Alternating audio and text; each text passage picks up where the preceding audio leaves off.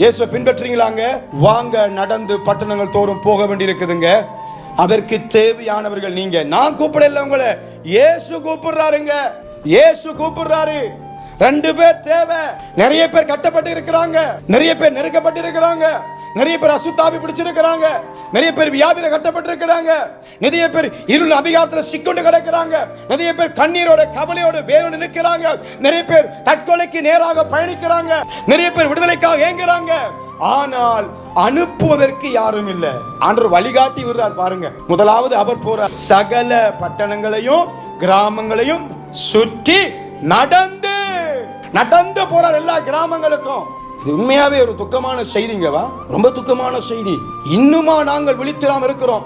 எப்படி சோதோம் குமார பட்டணம் அழியும் போது ஜனங்கள் உணர்வடையாம இருந்தார்களோ, எப்படி நோவா காலத்துல அழிவு வரும் பொழுது நோவா நீதியை பிரசங்கிக்கும் பொழுது உணர்வடையாம இருந்தார்களோ, அதுபோலயே இன்றைக்கு நானும் நீங்களும் உணர்வடையாதவங்களாக இருக்கிறோம்.